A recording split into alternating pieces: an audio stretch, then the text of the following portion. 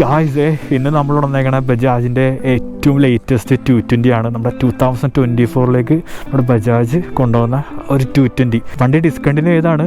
Huge ഡിമാൻഡാണ് വണ്ടിക്ക് ഇപ്പോഴും north സൈഡിലൊക്കെ. അതുകൊണ്ട് തന്നെ ബജാജ് ആ ഒരു മോഡൽ തിരിച്ച് കൊണ്ടുവന്നു. ഇത് റീപ്ലേസ് ആയിട്ടാണ് ആക്ച്വലി നമുക്ക് 250 N250 ഒക്കെ ഇറക്കിയത്. പക്ഷേ അതിൻ്റെ അവസ്ഥ എന്താണെന്ന് നമുക്ക് അറിയാം. ഈവൻ ദോ അതിൻ്റെയും കുറച്ച് റിഫൈൻഡ് ആണ് പവർ പ്രൊഡ്യൂസ് ചെയ്യുന്നുണ്ടെങ്കിൽ കൂടെ ഇതൊരു ഫാൻ ബേസ് അത്ര ഹ്യൂജ് ആയതുകൊണ്ട് തന്നെ ഇവർക്ക് ബജാജിന് ഈ ഒരു വണ്ടി തിരിച്ചു കൊണ്ടുവരേണ്ടി വന്നു. അപ്പോൾ എന്തൊക്കെയാണ് മാറ്റങ്ങളെന്ന് ഞാൻ പറഞ്ഞുതരാം. ഫസ്റ്റ് എന്ന് പറയുന്നത് ഈ ഒരു ഗ്രാഫിക്സ് ആണ്. ഒരു ബ്ലാക്കിൽ റെഡ് വരുന്നുണ്ട്, സിൽവർ വരുന്നുണ്ട്, അത് കൂടാണ്ട് ബ്ലൂ ഷെയ്ഡും കൂടി വരുന്നുണ്ട്. ഇങ്ങനെ 3 കളേഴ്സ് ഉണ്ട്. എക്സ്ട്രാ കളേഴ്സ് ഉണ്ടെങ്കിൽ ഞാൻ സൈഡിൽ കൊടുത്തേക്കാം. പിന്നത്തെ ഒരു വ്യത്യാസം ഓഫ് കോഴ്സ് ഇതൊരു OBD2 കംപ്ലൈൻ്റ് ആണ്. അത് കൂടാണ്ട് വണ്ടി ഇപ്പോൾ E20 അതായത് 80% പെട്രോളും 20% എത്തറോളും വെച്ചിട്ട് നമുക്ക് വണ്ടി ഓടിക്കാവുന്നതാണ്. പിന്നത്തെ ഒരു മേജർ മാറ്റം ഈ ഒരു ഇൻസ്ട്രുമെന്റ് കൺസോളാണ്. ആ ഒരു part digital part analog console പോയിട്ട് ഇപ്പോൾ ഫുള്ളി ഡിജിറ്റൽ കൺസോൾ ആയിട്ടുണ്ട്. നമ്മുടെ N160 കണ്ടുവന്ന അതേ ഒരു console with turn by turn navigation, bluetooth, അതായത് കോൾ അലേർട്ട്, അങ്ങനെയുള്ള എല്ലാ സാധനങ്ങളും ഇപ്പോൾ ഈ വണ്ടിയിലുണ്ട്. ഇത് വണ്ടിയുടെ ആ ഒരു ഫ്യൂൽ പമ്പ് ഓണായ പ്രൈം ചെയ്ത സൗണ്ടാണ് ഇപ്പോൾ നിങ്ങൾ കേട്ടത്. Yes, I think BS6 BS4 കൂടി വണ്ടി ഫ്യൂൽ ഇഞ്ചക്ഷൻ ആയതാണ്. ഇത് പറയാൻ കാരണം വണ്ടി ആദ്യം ഇറങ്ങിയത് ഫ്യൂൽ ഇഞ്ചക്ഷൻ ആയിരുന്നു ബാക്ക് ഇൻ 2007. ശേഷം വണ്ടിക്ക് ഒരുപാട് ഇഷ്യൂ ഉണ്ടായിരുന്നു. അപ്പോൾ ബജാജ് ആ ഒരു ഫ്യൂൽ ഇഞ്ചക്ഷൻ വിഡ്രോ ചെയ്തിട്ട് ഇത് കാർബറേറ്ററിലേക്ക് മാറ്റി. കാർബായിരുന്നു കുറച്ചും കൂടി പവർ പ്രൊഡ്യൂസ് ചെയ്തത്. അത് കൂടാണ്ട് കുറച്ച് മൈലേജ് ഉണ്ടായിരുന്നു. കുറച്ചും കൂടി എന്താ പറയുക, ഒരു ത്രോട്ടിയർ ഫീലും കാര്യങ്ങളൊക്കെ കിട്ടിയത് ആ ഒരു കാർബോ ഹീറ്ററേഷൻ ആയിരുന്നു. അത് ഭയങ്കര ഫാൻ ബേസ് ആണ്, വല്ലാത്തൊരു ഫാൻ ബേസ് ആണ്. അത് കൂടാണ്ട് തന്നെ അതിൻ്റെ മെയിൻ്റെനൻസ് ഒക്കെ പറഞ്ഞാൽ ഭയങ്കര അഫോർഡബിൾ ആയിരുന്നു കാർബ് ആയതുകൊണ്ട് തന്നെ. സോ വണ്ടി ഇപ്പോൾ തിരിച്ച് ഫ്യൂൽ ഇഞ്ചക്ഷൻ ആയിട്ടുണ്ട്. വൺ സ്റ്റോറിയാണ്. ഫസ്റ്റ് FI പിന്നെ കാർബ് ഇതേ തിരിച്ച് ഫ്യൂൽ ഇഞ്ചക്ഷൻ ആയിട്ടുണ്ട്. എമിഷൻ നോംസ് കാരണം യെസ് വണ്ടിക്ക് ആ ഒരു പഴയ പിക്കപ്പോ കാര്യങ്ങളൊന്നുമില്ല. ഞാൻ ഓണസ്റ്റ് ആയിട്ട് പറയാണ്. നിങ്ങൾ ആ 2010 അല്ലെങ്കിൽ 2007 220 മനസ്സിൽ വെച്ചിട്ടാണ് വരുന്നതെങ്കിൽ യു ബി ഡിസപ്പോയിൻറ്റഡ്. ബിക്കോസ് ആ ഒരു പഴയ ആ ഒരു ത്രില്ലിംഗ് പവറും ആ ഒരു എടുത്തിയാടുന്ന ആ ഒരു കുതിരയുടെ പോലത്തുള്ള ഒരു എടുത്തിയാട്ടവും കാര്യങ്ങളൊന്നും ഇപ്പോൾ ഇല്ല. വണ്ടി വളരെ റിഫൈൻഡ് ആയിട്ടുണ്ട്. റിഫൈൻമെന്റ് എന്ന് പറഞ്ഞാൽ പീക്കാണ്. ഞാൻ ഇത്ര റിഫൈൻഡ് ഉള്ള 220 ഇതുവരെ ഓടിച്ചിട്ടില്ല. ബട്ട് യെസ് 220 ആ ഒരു സ്വഭാവങ്ങൾ ഇപ്പോഴും വണ്ടി കാണിക്കുന്നുണ്ട്. അതിൽ മെയിൻ എന്ന് പറഞ്ഞു കഴിഞ്ഞാൽ ഈ ഒരു സെമി ഫെയർ, ഈ ഒരു ബിക്കിനി ഫെയറിംഗ് എന്നുള്ളൊരു വൈബ്രേഷൻ ആണ്. അതിപ്പോഴും ഉണ്ട്. പിന്നെ ആ ഒരു ഐക്കോണിക് ആ ഒരു മുയലിൻ്റെ ചെവി പോലത്തെ ആ ഒരു മിറർ ഇതിങ്ങനെ വെക്കരുത്. ഇത് ആക്ച്വലി ക്രൈമാണ്. നമ്മളിത് ഇങ്ങനെ വേണം വെക്കാൻ. ഇപ്പോഴാണ് പക്ക ചെയ്ത്. ഓക്കെ, ഫ്രണ്ടിൽ നോക്കുകയാണെങ്കിൽ നമുക്കൊരു 90 സെക്ഷൻ ടയർ വരുന്നുണ്ട്.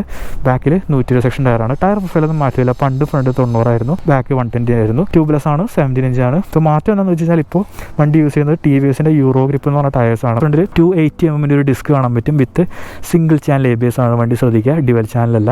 അപ്പോൾ നിങ്ങൾക്ക് ഓബിയസ്ലി ചോദിക്കാം ബാക്കിന് എന്തിനാണ് ഈ ഒരു റിംഗ് എന്ന് വേണമെങ്കിൽ ചോദിക്കാം. എന്തിനാന്ന് വെച്ച് കഴിഞ്ഞാൽ റിംഗും അതുകൊണ്ട് നിങ്ങൾക്ക് വയറും കാണാൻ പറ്റും. എന്തിനാന്ന് വെച്ച് കഴിഞ്ഞാൽ ABS വർക്ക് ചെയ്യണമെങ്കിൽ ഫ്രണ്ട് വീലും ബാക്ക് വീല് സെൻസർ അത്യാവശ്യമാണ്. അതുകൊണ്ടാണ് ബാക്കിലും കൂടി സെൻസർ ഉപയോഗിക്കുന്നത്. അത് കൂടാണ്ട് തന്നെ ബാക്കിൽ RLP എന്ന് പറഞ്ഞൊരു സാധനം കൂടി ഉണ്ട്. അതായത് റിയർ ലിഫ്റ്റ് ഓഫ് പ്രൊട്ടക്ഷൻ. അതായത് ഫ്രണ്ട് ഹാൻഡ് ബ്രേക്ക് ചെയ്യുമ്പോഴത്തേക്കും ബാക്ക് ലിഫ്റ്റ് ആവാണ്ടിരിക്കാൻ വേണ്ടിയിട്ട് കൂടിയാണ് ഈ ഒരു സെൻസറും കാര്യങ്ങളൊക്കെ ബാക്കിലും കൊടുത്തേക്കുന്നത്. ഓക്കെ, പിന്നെ നമുക്ക് ഫ്രണ്ടിൽ നോക്കുകയാണെങ്കിൽ ഒരു 37 mm ഒരു ടെലസ്കോപ്പി ഫോർക്ക് കാണാം. ഞാൻ ഒരുപാട് എക്സ്പെക്ട് ചെയ്തിട്ടോ പുതിയ ഇറ്ററേഷനിൽ ചിലപ്പോൾ ഒരു USB 4 വരുമെന്ന് തന്നെ വിചാരിച്ചു. പക്ഷേ യെസ് ഡിസപ്പോയിന്റ്. പിന്നെ ആ ഒരു ഐക്കോണിക് ആ ഒരു ബിക്കിനി ഫെയറിംഗ് കാണാനായിട്ട് പറ്റും. നല്ല രസമാണ് കേട്ടോ. ഇപ്പോഴും ഈ ഒരു കളറിൽ ഇപ്പോൾ 2024 കാണാനാണെങ്കിലും നല്ല ഭംഗിയുണ്ട്. ഒരു രക്ഷയില്ല. വളരെ ബ്യൂട്ടിഫുൾ ആണ്. വളരെ എന്താ പറയുക, ആ ഒരു ഡിസൈനൊക്കെ നോക്കി, ആ ഒരു സിലോറ്റൊക്കെ നോക്കി. ഒരു പൾസർ എന്ന് പറയുമ്പോൾ നമ്മുടെ മനസ്സിലേക്ക് ഒരു സിലോറ്റ് വരില്ലേ, അതാണ് ഈ ഒരു വണ്ടി എന്ന് പറയുന്നത്. ഭയങ്കര ഐക്കോണിക് ആയിട്ടുള്ള വണ്ടിയാണ്. ഡീറ്റൽ ടാങ്കാണ്, ശ്രദ്ധിക്കുക.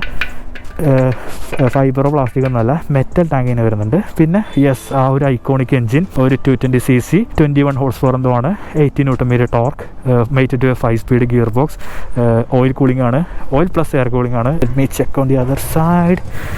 യെസ് വണ്ടി ഇപ്പോഴും ട്വിൻ സ്പാർക്കാണ്.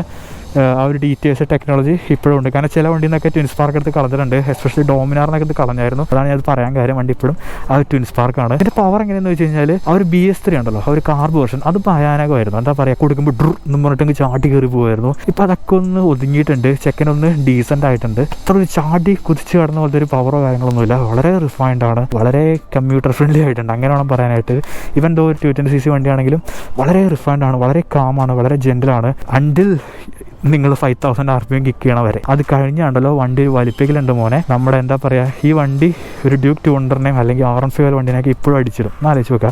2 valve എഞ്ചിൻ, പഴയ 10 കൊല്ലം പഴക്കമുള്ള എഞ്ചിൻ, 5 സ്പീഡ് ഗിയർ ബോക്സ്. ഇത് വെച്ചിട്ട് ഇപ്പോഴത്തെ 4 valve liquid cooled TFT screen വരുന്ന വണ്ടികൾ ഒരു അടിച്ചിടുന്ന് പറയുമ്പോഴത്തേക്കും ഇതിൻ്റെ ലെഗസി ഒന്ന് ആലോചിച്ച് നോക്കുക. അതുകൊണ്ടാണ് ഇപ്പോഴും വണ്ടിക്ക് ഇത്ര ഫാൻ ബേസ്. പിന്നെ കാണുമ്പോൾ വണ്ടി ഭയങ്കര വലുതാന്ന് തോന്നും, പക്ഷേ ആക്ച്വലി വണ്ടിയുടെ ബോഡി വർക്കാണ് ഭയങ്കര വലുത്. Wheel base actually I think NS 200 same ആണെന്ന് തോന്നുന്നു. ഞാൻ കാട്ടുള്ള താഴെ ഒരു ബോക്സ് ഞാൻ കാണാം. ബാക്കിൽ ഞാൻ പറഞ്ഞു 120 സെക്ഷൻ ടയർ ഉണ്ട്. പിന്നെ അത് കൂടാണ്ട് ഒരു 230 mm ഡിസ്പ്ലേ. വളരെ നീറ്റായിട്ട് ഇൻറ്റഗ്രേറ്റ് ചെയ്തിട്ടുള്ള ഒരു ഗ്രാബറിലാണ് കേട്ടോ. ഒട്ടും പുറത്തേക്ക് തെറിച്ചിരിക്കുന്നില്ല. ഒരു ഐക്കോണിക് ആ ഒരു ടെയിൽ സെക്ഷനാണ്. വളരെ ഷാർപ്പാണ്. എസ്പെഷ്യലി ഇത് ഈ ഒരു ആംഗിളിൽ നിന്നൊക്കെ നോക്കുമ്പോഴേക്കും വളരെ ഷാർപ്പായിട്ട് തോന്നുന്നുണ്ട്. പിന്നെ വണ്ടിക്ക് ഇപ്പോഴും എൻഡൂറൻസിൻ്റെ 5 സ്റ്റെപ്പ് അഡ്ജസ്റ്റബിൾ ആയിട്ടുള്ള മോണോ ഷോക്ക് ഡ്യുവൽ ഷോക്ക് വരുന്നുണ്ട്. അഡ്ജസ്റ്റബിൾ ആണ് കേട്ടോ. കണ്ടോ ഇവിടെ ഒരു സാധനങ്ങളൊക്കെ നമുക്ക് അഡ്ജസ്റ്റ് ചെയ്തിട്ട് ഹാർഡ് ആക്കാം, സോഫ്റ്റ് ആക്കാനായിട്ട് പറ്റും. ഓക്കെ, പക്ഷേ ഇതിൻ്റെ പ്രശ്നം എന്ന് വെച്ച് കഴിഞ്ഞാൽ ഈ ഡ്യുവൽ ഷോക്ക് വരുന്ന വണ്ടി എപ്പോഴും അൺഈവൻ ആയിരിക്കും. നമ്മൾ എസ്പെഷ്യലി ഈ വണ്ടി ഇങ്ങോട്ട് ചരിക്കുമ്പോഴത്തേക്കും ഈ ഒരു ഷോക്കിൽ കിട്ടുന്ന കംപ്രഷൻ റീബൗണ്ട് ആയിരിക്കില്ല ഇപ്പുറത്ത് വരുന്നത്. അതാണ് ഈ ഒരു ഡ്യുവൽ ഷോക്കിൻ്റെ മെയിൻ പ്രശ്നം. ചാരികാട് കാണാം. ഐ തിങ്ക് ഇവിടെ ഇങ്ങനെ ഒരു പീസും കൂടി വരും ലേഡീസിന് ഇരിക്കാനായിട്ട്. അത് ഇല്ലെന്നാണ് തോന്നുന്നത്, ഇപ്പോൾ അയച്ചു തോന്നുന്നു. പിന്നെ ആ ഒരു ബാക്കിൽ അവർ ഐക്കോണിക് ആയിട്ടുള്ള twin strip LED tail light കാണാം. ഭയങ്കര ഐക്കോണിക് ആണ് കേട്ടോ. പിന്നെ ബൾബ് ഇൻഡിക്കേറ്റേഴ്സ് ആണ്. LED കൊടുക്കായിരുന്നു എൻ്റെ അഭിപ്രായത്തിൽ. ഓക്കെ, പിന്നെ സീറ്റ് ഹൈറ്റ് വളരെ കുറവാണ്. സീറ്റും വളരെ ലെങ്തി ആണ്. നോക്കി 2 കൈ വെച്ചിട്ട് റെഫറൻസ് വരാണ്. വളരെ ലെങ്തി ആയിട്ടുള്ള സീറ്റാണ്. അത് കഴിഞ്ഞിട്ടും ബാക്കിലേക്ക് പീസ് ഉണ്ട്. അപ്പോൾ ഇവൻ ഒരു ബാഗ് ഇട്ടിരിക്കുകയാണെങ്കിലും ഇവിടെ താങ്ങിയിരുന്നോളും. ഇനി വണ്ടിയിൽ കയറുവാണെങ്കിൽ ഞാൻ പറഞ്ഞു ഫുട്ട് സീറ്റ് ആയിട്ടില്ല, എനിക്ക് പ്ലാന്റഡ് ഫുട്ടാണ്. 2 കാലം ഓൾമോസ്റ്റ് കുത്തിരിക്കാനായിട്ട് പറ്റുന്നുണ്ട്. റൈഡിംഗ് പൊസിഷൻ എങ്ങനെയെന്ന് വെച്ച് കഴിഞ്ഞാൽ ഫുൾ അപ്പായിരുന്നു പറയുമ്പോൾ ഇങ്ങനെ ആയിരിക്കും. പക്ഷേ ഇതൊരു പൊട്ടിക്ക് സ്പോട്ടി ഉണ്ട്. നമ്മുടെ NS 200 ഏറെക്കുറെ റൈഡിംഗ് പൊസിഷൻ വേണമെങ്കിൽ പറയാം. Clip on type handle bars ആണ്. അതായത് കണ്ടോ 3 പീസാണ്. അതായത് ഈ ഒരു പീസ് ഡയറക്റ്റ്ലി ഫോർക്കിൻ്റെ മുകളിലാണ് മൗണ്ട് ചെയ്തിരിക്കുന്നത്. അപ്പോൾ കുറച്ചും കൂടി പ്രിസൈസ് ആയിട്ടുള്ള ഹാൻഡിലും കാര്യങ്ങളൊക്കെ ഇതിൽ കിട്ടും കമ്പയർ ടു ഹാൻഡിൽ ബാർ. പക്ഷേ ആൾക്കാർ കംഫർട്ടിന് വേണ്ടി ഇതെടുത്തിട്ട് ഹാൻഡിൽ കൺവേർഷൻ ഞാൻ കണ്ടിട്ടുണ്ട്. പഴയ പോലെ തന്നെയാണ്. ഇവിടെ നിന്നൊക്കെ ഒരു വൈബ്രേഷൻ കാര്യങ്ങളൊക്കെ ഇപ്പോഴും ഉണ്ട്. പക്ഷേ ടോൺ ഡൗൺ ചെയ്തിട്ടുണ്ട്, നല്ല രീതിക്ക് ടോൺ ഡൗൺ ചെയ്തിട്ടുണ്ട്. പിന്നെ സ്വിച്ച് കേസ് ഒക്കെ എടുത്ത് നോക്കുകയാണെങ്കിൽ ഈ സ്വിച്ച് കേസ് കംപ്ലീറ്റ് മാറിയിട്ടുണ്ട്. ബട്ട് വണ്ടിക്ക് ഇപ്പോഴും ഒരു ബാക്ക് ലൈറ്റ് ഒക്കെ കിട്ടും. LED ബാക്ക് ലൈറ്റ് ഇപ്പോഴും ഉണ്ട്. ഇവിടെ നോക്കുകയാണെങ്കിൽ നമുക്ക് ഹൈ ബീം കാണാം, പാസ് സ്വിച്ചും കാണാൻ പറ്റും. ഇവിടെ കൺസോൾ ടോഗിൾ ചെയ്യാനായിട്ടൊരു M ബട്ടൺ കൊടുത്തിട്ടുണ്ട്. പിന്നെ കോളൊക്കെ അറ്റൻഡ് ചെയ്യാനായിട്ട് നമുക്ക് ഇവിടെ വേണമെങ്കിൽ അറ്റൻഡ് ചെയ്യാം. പിന്നെ indicator, horn, engine kill switch, സ്റ്റാർട്ടറും ഇവിടെയുണ്ട്. ഈ ഒരു ക്ലിപ്പോണൊക്കെ നല്ല രസമാണ് കേട്ടോ. ഈ ഒരു 3 പീസ് ക്ലിപ്പോൺ ഐ തിങ്ക് പുതിയ RC 200, അതായത് അവർ ഫസ്റ്റ് തന്നെ RC 200 ഒരു ക്ലിപ്പോൺ ഇതിൽ നിന്ന് ഇൻസ്പയർ ചെയ്ത് വന്നതെന്നാണ് ഞാൻ വിശ്വസിക്കുന്നത്. കാരണം പഴയ RCയുടെ ഒരു ഹാൻഡിൽ കണ്ടിട്ടുണ്ടോ, ഇവിടെ കീ സെറ്റ് ഇങ്ങനെ ക്ലിപ്പ് ഓൺ പീസ്. ഇതൊന്ന് നോക്കുക, ശരിക്കും ഒരു റെഫറൻസ് ഇതിന് എടുത്ത പോലെ തോന്നുന്നില്ല. ഇതിൽ ലിവേഴ്സോ അങ്ങനെ കാര്യങ്ങളൊന്നുമില്ല. ഞാൻ പറഞ്ഞു സ്ലിപ്പർ ക്ലച്ചോ കാര്യങ്ങളൊന്നുമില്ല. ക്ലച്ച് സോൺ മീഡിയം സൈഡ് എന്ന് വേണമെങ്കിൽ പറയാം. അത്ര ഹെവി അല്ല, ബട്ട് സ്റ്റിൽ 1 ഫിംഗർ വെച്ച് ചെയ്യാൻ പറ്റില്ല. ഒരു മിനിമം 3 ഫിംഗറെങ്കിലും വേണം. പുതിയ LCD ഡിസ്പ്ലേ, ഞാൻ പറഞ്ഞു ആ ഒരു N160 കണ്ടുവന്ന അതേ ഒരു ഡിസ്പ്ലേ ഇപ്പോൾ നമുക്ക് 220 വന്നിട്ടുണ്ട്. ഇവിടെയാണെങ്കിൽ ഭയങ്കര ഔട്ട് ഓഫ് പ്ലേസ് പോലത്തെ ഒരു USB Type A ചാർജർ കൊടുത്തിട്ടുണ്ട്. Type C അല്ല, Type A ആണ്. പിന്നെ അവർ ഇൻസ്ട്രുമെൻറ്റ് കൺസോൾ എടുത്ത് നോക്കുകയാണെങ്കിൽ ഫുള്ളി ഡിജിറ്റലാണ്. നമുക്കിവിടെ RPM meter, speedo, time, navigation, Bluetooth connectivity, അങ്ങനെയുള്ള എല്ലാ കാര്യങ്ങളും ഉണ്ട്. നമുക്കിവിടെ ഫ്യൂവൽ ലെവൽ ഇൻഡിക്കേറ്ററും കാണിക്കും, ഇവിടെ ഓടോ കാണിക്കും. ടു ബി ഓണസ്റ്റ് എനിക്ക് ഈ ഒരു LCD ഡിസ്പ്ലേ ഇതിൽ വന്നപ്പോൾ ഭയങ്കര ഇഷ്ടമായി. നല്ല മേനയുണ്ട് കാണാനായിട്ട്, നല്ല ഫിറ്റ് ചെയ്തിരിക്കുന്നുണ്ട്. ആ ഒരു ഡാഷ് ബോർഡിൽ മൊത്തത്തിൽ നോക്കാം, നല്ല ഭംഗിയുണ്ട്. പിന്നെ സസ്പെൻഷൻ ഞാൻ പറഞ്ഞു ഫ്രണ്ട് നോക്കി ഭയങ്കര ഡൈവിനാണ്. ബാക്ക് നല്ല സോഫ്റ്റ് സെറ്റിങ്സ് ആണ്, വേണം കുലുങ്ങി കളിക്കുകയാണ്. പിന്നെ വണ്ടി കുറച്ചൊന്ന് ഓടിച്ചു, നമുക്ക് ഒരുപാട് ഓടിക്കാനുള്ള പെർമിഷൻ ഇല്ല. പറയുകയാണെങ്കിൽ ഞാൻ പറഞ്ഞു വണ്ടിയുടെ പഴയ ഒരു ഇതുണ്ടല്ലോ, ഒരു ചാമുണ്ടല്ലോ, അത് ലോസ്റ്റ് ആയിട്ടുണ്ട്. കോഴ്സ് ആ ഒരു എമിഷൻ നോംസും കാര്യങ്ങളൊക്കെ വന്നോടുകൂടി അത് മീറ്റ് ചെയ്യാൻ വേണ്ടിയിട്ട് വണ്ടിയുടെ പവർ ആയാലും ഓട്ടോ റെസ്പോൺസ് ആയാലും എല്ലാം ഒന്ന് റെസ്ട്രിക്റ്റ് ചെയ്തിട്ടുണ്ട്. എസ്പെഷ്യലി ഈ റെസ്ട്രിക്ഷൻ വരുന്നത് കണ്ടോ, ഈ കാനിസ്റ്ററാണ്, ഇവനാണ് വില്ലൻ എന്ന് പറയുന്നത്. ശരിക്കും അവിടെ ഒരുപാട് റെസ്ട്രിക്ഷൻ ഒക്കെ വന്നിട്ടുണ്ട്. 2024 വണ്ടി വെർത്താണെന്ന് വെച്ച് കഴിഞ്ഞാൽ എന്താ പറയുക, 250 ഒരു വണ്ടി ഇറങ്ങിയിട്ട് അത് വേണ്ടെന്ന് വെച്ചിട്ട് 220 ഇറക്കുന്നുണ്ടെങ്കിൽ ലെഗസി മാത്രമല്ല, വണ്ടിയുടെ ഒരു റിഫൈൻമെൻറ്റ്, ഒരു കംഫർട്ട്, റിലയബിലിറ്റി എടുത്ത് പറയണം. ഈവൻ ദോ ചെറിയ ചെറിയ കംപ്ലയിൻ്റ് അവിടെ ഉണ്ടെങ്കിലും ഭയങ്കര പോക്കറ്റ് ഫ്രണ്ട്ലി ആണ്, പോക്കറ്റ് കീറില്ല, ഭയങ്കര എന്താ ഈസി ടു മെയിൻറ്റെയിൻ ആണ്. ഈ വണ്ടി കൊണ്ട് എത്രത്തോളം പേര് I think Himalayan, all India ഒക്കെ അടിക്കുന്നുണ്ട്. അതിൽ തന്നെ പ്രൂവൺ ആണ് ഇതൊരു റിലയബിൾ മെഷീനാണെന്ന്. So reliability is okay, is there. അതിനെപ്പറ്റിയൊരു ചോദ്യം കാര്യങ്ങളൊന്നും വേണമെന്ന് എനിക്ക് തോന്നുന്നില്ല. നമ്മുടെ മുമ്പിൽ തന്നെ തെളിവുകളുണ്ട്. പിന്നെ ഞാൻ പറഞ്ഞു വണ്ടിക്ക് അലർച്ചിയുടെ ചെറിയ പണി വരുമെങ്കിൽ അതൊക്കെ ഭയങ്കര പോക്കറ്റ് ഫ്രണ്ട്ലി ആണ്, ഫിക്സബിൾ ആണ്. അതായത് ഫിക്സ് ചെയ്യാൻ പറ്റാത്ത പ്രശ്നമല്ല. അതിൻ്റെ ഒരു ഉദാഹരണം ഞാൻ എന്താ പറയുക, ഇപ്പോൾ റോയൽ എൻഫീൽഡ് J സീരീസിന് മുമ്പുള്ള 350cc എഞ്ചിൻ, അതിൻ്റെ ടാപ്പറ്റിറ്റി എന്ന് പറഞ്ഞു കഴിഞ്ഞാൽ ആയുഷ്കാലം മുഴുവനുണ്ടാവും, ലൈഫ് ടൈമാണ്. അത് നിങ്ങൾ എത്ര ശരിയാക്കിയാലും അത് മാറില്ല. ടാപ്പറ്റിറ്റി അതിൻ്റെ കൂടെ പുറപ്പാന്ന് പറയും. പഴയ ത്രിഫ്റ്റ് ഓണേഴ്സ് ഉണ്ടെങ്കിൽ അവർക്ക് അറിയാൻ പറ്റും. പക്ഷേ ഇതങ്ങനെയല്ല. ഇതുപോലുള്ള വണ്ടികളെന്നൊക്കെ പറഞ്ഞു കഴിഞ്ഞാൽ, എസ്പെഷ്യലി പൾസർ KT എന്നൊക്കെ പറഞ്ഞു കഴിഞ്ഞാൽ ഞാൻ വരുമെങ്കിലും ഫിക്സ് ചെയ്ത് റിവേർട്ട് ചെയ്യാൻ പറ്റും. ഇവിടെ വയ്ക്കുന്ന പ്രശ്നം, പലരുടെ പ്രശ്നം എന്ന് വെച്ച് കഴിഞ്ഞാൽ ഫണ്ടിൻ്റെ ഇഷ്യൂ കൊണ്ടിട്ട് കുരുക്ക് വഴികളൊക്കെ ചെയ്തിട്ട് ഒതുക്കി തീർക്കാൻ നോക്കും. അതാണ് ഇവിടുത്തെ ഏറ്റവും വലിയ പ്രശ്നം. Instead of spending and replacing they try to repair something unrepairable. അതാണ് ഇവിടുത്തെ പ്രശ്നം വരുന്നത്. സോ അങ്ങനെ എന്തെങ്കിലും ഉണ്ടെങ്കിൽ നിങ്ങൾ റീപ്ലേസ് ചെയ്യാൻ പറ്റുമെങ്കിൽ റീപ്ലേസ് ചെയ്ത് തന്നെ യൂസ് ചെയ്യുക. റിപ്പയർ ചെയ്ത് എന്താ പറയുക, ലോക്കൽ കടയിലൊക്കെ കൊടുത്തിട്ട് ഇല്ലാത്ത പണി മേടിച്ചിരിക്കാണ്ടിരിക്കുക. സോ ഫിക്സബിൾ ആണ്. റോയൽ എൻഫീൽഡ് വരുന്നത്, Royal Enfield I think Indian മാനുഫാക്ചറിൽ എടുത്ത് നോക്കുകയാണെങ്കിൽ ഏറ്റവും least reliable I think Royal Enfield ആണ്. അതിൻ്റെ മേലെ Hero, TVS I think most reliable is still Bajaj. Price നമുക്ക് വണ്ടിക്ക് ഇപ്പോൾ കൊച്ചിയിൽ പ്രൈസ് വരുന്നത് 1.43 ലാക്കാണ് എക്സ് ഷോറൂം വരുന്നത്. നമുക്ക് ഓൺ റോഡ് എടുത്ത് നോക്കുകയാണെങ്കിൽ അറൗണ്ട് 1.9 ഓൺ റോഡ് വരും. നിങ്ങളൊരു 20,000 രൂപയൊക്കെ ഡൗൺ പേയ്മെൻറ്റ് അടച്ചു കഴിഞ്ഞാൽ നമുക്കൊരു 4,700 ഇൻറ്റു 3 or 4 ഇയർ നമുക്ക് ഫിനാൻസിങ് ആളൊക്കെ അവൈലബിൾ ആണ്.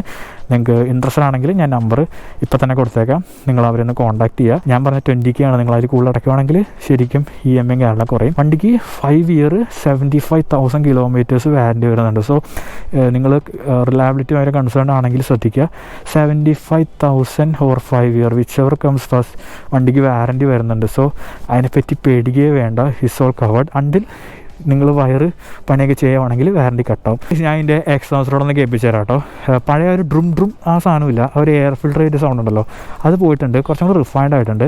ഞാൻ സൗണ്ട് എന്നാലും ഒന്ന് ജസ്റ്റ് കേൾപ്പിച്ചു തരാം, നിങ്ങൾ കേട്ട് നോക്കിയിട്ട് നിങ്ങൾ തന്നെ പറയാം.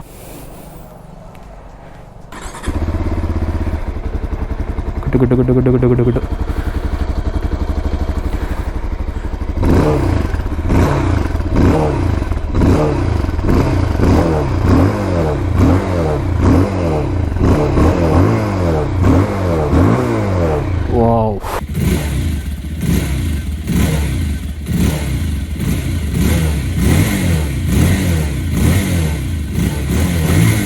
ഇഷ്ടമില്ലാത്തൊരു കേസ് എന്ന് പറഞ്ഞാൽ ഇതിൻ്റെ ഒരു ബ്രേക്ക് ലിവർ സിറ്റുവേഷൻ ആണ് കേട്ടോ. ഇത് നോക്കി, വളരെ ചെറുതാണ്. നമ്മൾ ആക്സിഡൻ്റ് ആയിട്ട് ഇവിടെ ചവിട്ടുന്നവരും ഇതിൻ്റെ മുകളിലൊക്കെ ചവിട്ടും, അപ്പോൾ അറിയാണ്ട് ഈ ബെല്ലി പാനൽ സ്ക്രൈപ്പ് ആവുന്നുണ്ട്. സോ ഇത് ഒത്തിരി മേനയാക്കായിരുന്നു. I'm not a big fan. ഒരു ഫീലും ഇല്ല, ഒരു ഫീഡ്ബാക്കും, ഒരു തേങ്ങയില്ല, മാങ്ങയില്ല. ഇത് കുറച്ചൊന്നും മേനയാക്കായിരുന്നാണ് എൻ്റെ ഒരു അഭിപ്രായം. പിന്നെ ഓഫ് കോഴ്സ് LED ഇൻഡിക്കേറ്റേഴ്സ് കൊടുക്കായിരുന്നു. പിന്നെ എന്നാ പറയുക, പോസിബിൾ USB ഫോർക്ക്, പറ്റുമെങ്കിൽ മോണോഷോക്ക്, പറ്റുമെങ്കിൽ ആ 250 എഞ്ചിൻ പറഞ്ഞു പോയാൽ ഇങ്ങനെ പറഞ്ഞു പോകും. LED ഹെഡ്ലൈറ്റ് അങ്ങനെ പറഞ്ഞു പോകും. അപ്ഡേറ്റ് കൊണ്ടിരുന്നു കഴിഞ്ഞാൽ ഇവിടെ എങ്ങും നിൽക്കില്ല. കാരണം എന്ത് കൊണ്ടുവന്നാലും ആൾക്കാർ പരാതി പറയും. പിന്നെ നമുക്ക് വണ്ടിക്ക് സെൻട്രൽ സ്റ്റാൻഡൊക്കെ വരുന്നുണ്ട് കേട്ടോ എപ്പോഴും. അപ്പോൾ ഗായ്സ് നമുക്ക് പോവാം ഇവിടെ നിന്ന്. ചെറിയൊരു റൈഡാണേ. റൈഡെന്ന് പറയാൻ പറ്റില്ല, ഷോറൂമിൽ തിരിച്ചുകൊണ്ടേ കൊടുക്കണത്, വേറെ ഒന്നുമില്ല.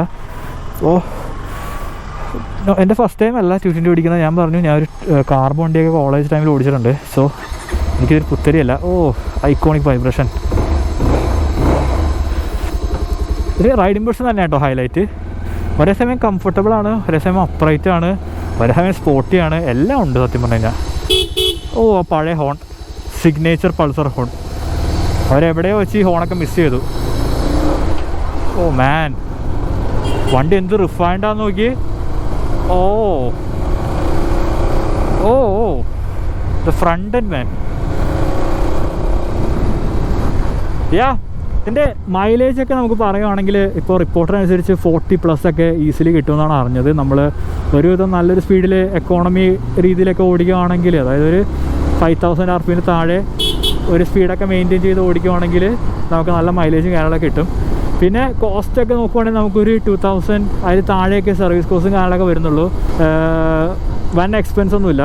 പിന്നെ ബ്രേക്കിങ് ഞാൻ പറഞ്ഞു, ഫ്രണ്ട് ഞാൻ പറഞ്ഞില്ലായിരുന്നോ? ഇല്ല, ഭയങ്കര പ്രോഗ്രസീവാണ്. കാണണം, ഇപ്പോൾ ഞാൻ ഇവിടെ പിടിച്ചാലും ഇത് കണ്ടോ, വണ്ടിക്ക് തോന്നണം ഇത്രയും പോയി വണ്ടി. സോ വളരെ പ്രോഗ്രസീവാണ്, which is good for a beginner. But അത്യാവശ്യം വണ്ടിയൊക്കെ ഓടിച്ച് ഒരു ബൈറ്റ് എക്സ്പെക്റ്റ് ചെയ്യുന്ന ഒരാളാണെങ്കിൽ യു ബി ഡിസപ്പോയിൻറ്റഡ്. പിന്നെ ബാക്ക് ബ്രേക്ക് ഇസ് ഓക്കെ ബ്രേക്കാണ്. ഒരു ടിപ്പിക്കൽ ഒരു ബാക്ക് ബ്രേക്കിൽ നിന്ന് എക്സ്പെക്റ്റ് ചെയ്യുന്ന ഒരു പെർഫോമൻസ് ബാക്കിൽ നിന്നുള്ളൂ. സസ്പെൻഷൻ സോഫ്റ്റ് ആണ് കേട്ടോ, പറയാതിരിക്കാൻ വയ്യ. Both front and feels really soft. Especially bad റോഡ്സിലൊക്കെ ഓടിക്കാനാണെങ്കിൽ KTM വളരെ സോഫ്റ്റായിട്ട് ഫീൽ ചെയ്യുന്നുണ്ട്.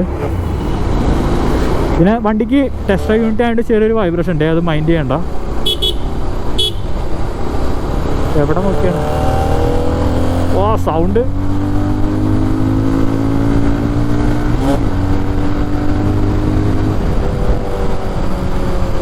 It feels so good man, it feels so good to be back. 220 ഓടിക്കാൻ പറ്റി. It's A really good bike. എന്താ പറയുക, 220 ഇഷ്ടമാണെങ്കിൽ ഒന്ന് ട്രൈ ചെയ്ത് നോക്കുക. വണ്ടി വളരെ റിഫൈൻഡ് ആയിട്ടുണ്ട്, ഡെയിലി യൂസൊക്കെ ചെയ്യാം, ലോങ് ട്രിപ്പ് പോവാം, നല്ല മൈലേജ് ഉണ്ട്. പില്യൺ എൻ്റെ ബാക്കിലുണ്ട്, അവനും കംഫർട്ടബിളായിട്ട് ഇരിക്കാനായിട്ട് പറ്റുന്നുണ്ട്. പില്യൺ ഫ്രണ്ട്ലി ആണ്. ഓക്കെ, സോ അത്രയ്ക്ക് തന്നെ ഗായ്സ് ഈ ഒരു കൊച്ചു വീഡിയോ, ചെറിയൊരു ഷോർട്ട് വീഡിയോ ആയിരുന്നു. ഞാൻ പറഞ്ഞു വണ്ടി നിങ്ങൾ പരിചയപ്പെടുത്താം, അത്ര ഉദ്ദേശിച്ചുള്ളൂ. അപ്പോൾ അടുത്തൊരു വീഡിയോ കാണുന്നവരെ ബൈ, ചിയേഴ്സ്.